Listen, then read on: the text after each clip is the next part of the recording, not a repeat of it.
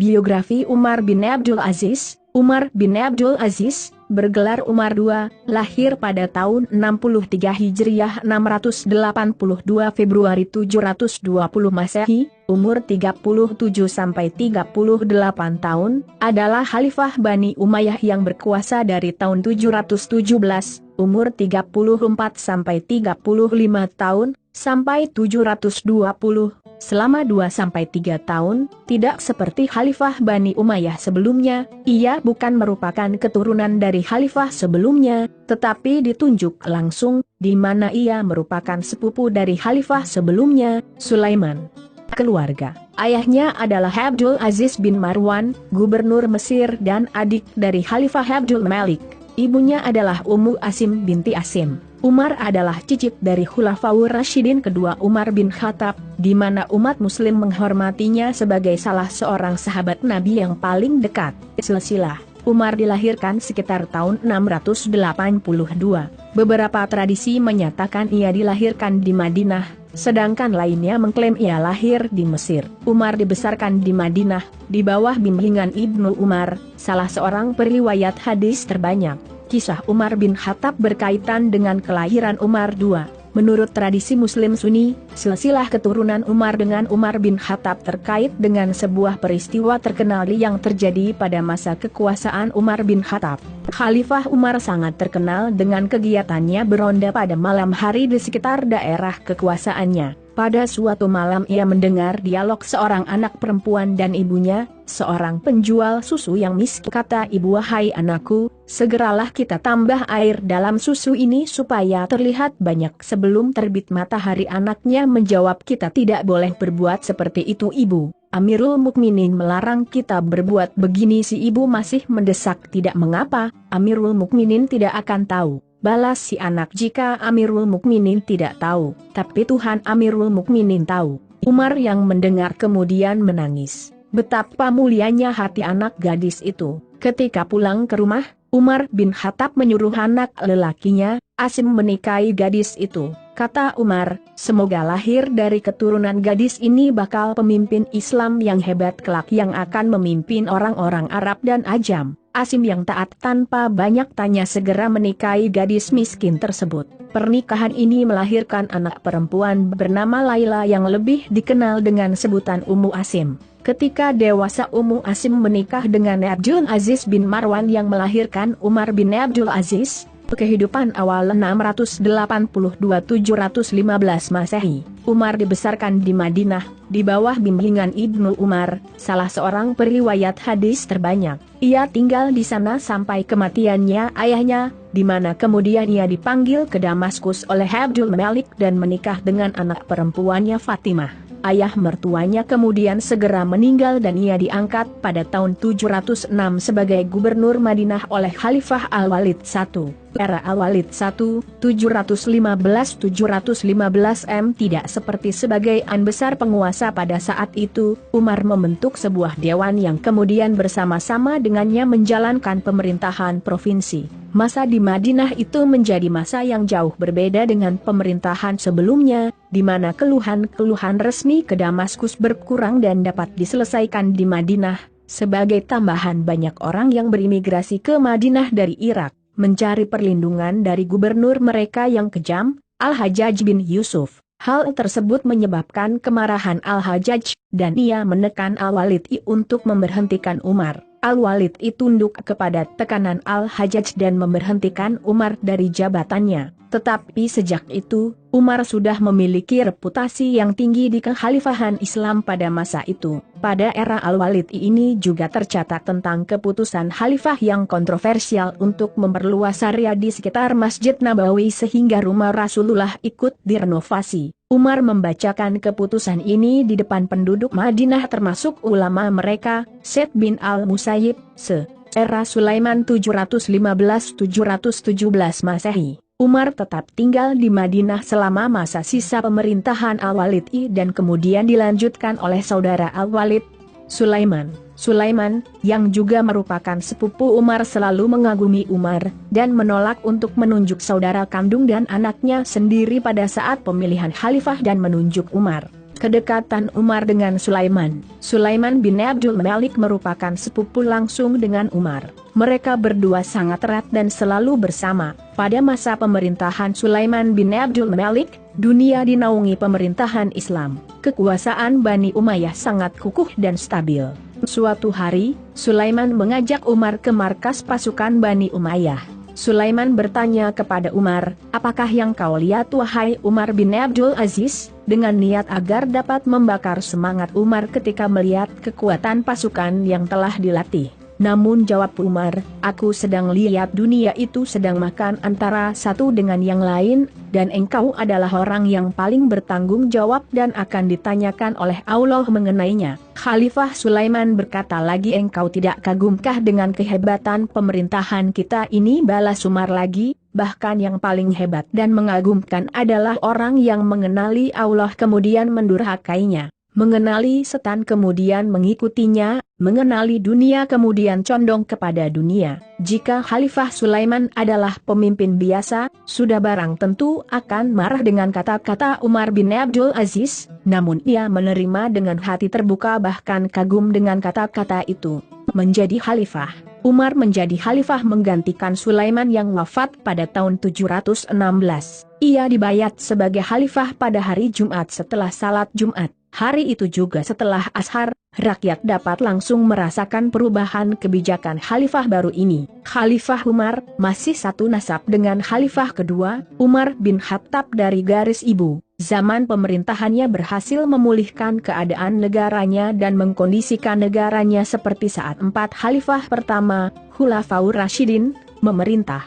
Kebijakannya dan kesederhanaan hidupnya pun tak kalah dengan 4 khalifah pertama itu. Gajinya selama menjadi khalifah hanya 2 dirham per hari, 3 atau 60 dirham per bulan. Karena itu banyak ahli sejarah menjuluki ia dengan Khulafaur Rasyidin kelima. Khalifah Umar ini hanya memerintah selama 3 tahun kurang sedikit. Menurut riwayat, ia meninggal karena dibunuh, diracun, oleh pembantunya. Sebelum menjabat, menjelang wafatnya Sulaiman, penasihat kerajaan bernama Raja bin Haywah menasihatinya, "Wahai Amirul Mukminin, antara perkara yang menyebabkan engkau dijaga di dalam kubur dan menerima syafaat dari Allah di akhirat kelak adalah apabila engkau tinggalkan untuk orang Islam khalifah yang adil, maka siapakah pilihanmu?" Jawab Khalifah Sulaiman, "Aku melihat Umar ibn Abdul Aziz." Surat wasiat diarahkan supaya ditulis nama Umar bin Abdul Aziz sebagai penerus kekhalifahan, tetapi dirahasiakan dari kalangan menteri dan keluarga. Sebelum wafatnya Sulaiman, ia memerintahkan agar para menteri dan para gubernur berbayat dengan nama bakal khalifah yang tercantum dalam surat wasiat tersebut. Naiknya Umar sebagai Amirul Mukminin, seluruh umat Islam berkumpul di dalam masjid dalam keadaan bertanya-tanya, siapa khalifah mereka yang baru. Raja Ibn Haywah mengumumkan, "Bangunlah wahai Umar bin Abdul Aziz, sesungguhnya nama engkaulah yang tertulis dalam surat ini." Umar bin Abdul Aziz bangkit seraya berkata, "Wahai manusia, sesungguhnya jabatan ini diberikan kepadaku tanpa bermusyawarah dahulu denganku dan tanpa pernah aku memintanya. Sesungguhnya aku mencabut bayah yang ada di leher kamu dan pilihlah siapa yang kalian kehendaki." Umat tetap menghendaki Umar sebagai khalifah dan Umar menerima dengan hati yang berat, hati yang takut kepada Allah dan tangisan. Segala keistimewaan sebagai khalifah ditolak dan Umar pulang ke rumah. Ketika pulang ke rumah, Umar berpikir tentang tugas baru untuk memerintah seluruh daerah Islam yang luas dalam kelelahan setelah mengurus jenazah Khalifah Sulaiman bin Abdul Malik.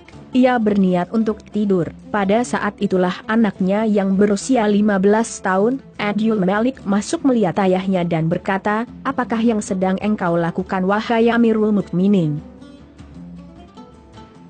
Umar menjawab, "Wahai anakku, ayahmu letih mengurusi jenazah bapak saudaramu dan ayahmu tidak pernah merasakan keletihan seperti ini. Jadi apa engkau akan buat wahai ayah?" tanya anaknya ingin tahu. Umar membalas, "Ayah akan tidur sebentar hingga masuk waktu zuhur, kemudian ayah akan keluar untuk salat bersama rakyat."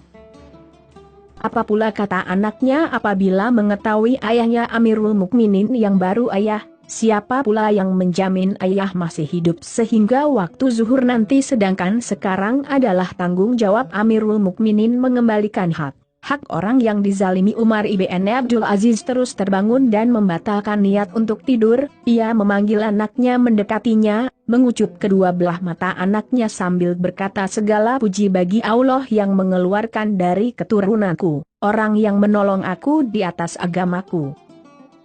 Pemerintahan Umar bin Abdul Aziz, hari kedua dilantik menjadi khalifah, ia menyampaikan khutbah umum. Di ujung khutbahnya, ia berkata, wahai manusia, tiada nabi selepas Muhammad SAW dan tiada kitab selepas Al-Quran, aku bukan penentu hukum malah aku pelaksana hukum Allah, aku bukan ahli bidah malah aku seorang yang mengikut sunnah. Aku bukan orang yang paling baik di kalangan kamu sedangkan aku cuma orang yang paling berat tanggungannya di kalangan kamu. Aku mengucapkan ucapan ini sedangkan aku tahu aku adalah orang yang paling banyak dosa di sisi Allah. Ya, kemudian duduk dan menangis. Selangkah besarnya ujian Allah kepadaku, sambung Umar ibn Abdul Aziz. Ia pulang ke rumah dan menangis sehingga ditegur istri, apa yang Amirul Mukminin tangiskan? Ia menjawab, wahai istriku, aku telah diuji oleh Allah dengan jawatan ini dan aku sedang teringat kepada orang-orang yang miskin, ibu-ibu yang janda, anaknya ramai, rezekinya sedikit. Aku teringat orang-orang dalam tawanan, para fukara kaum muslimin. Aku tahu mereka semua ini akan mendakwaku di akhirat.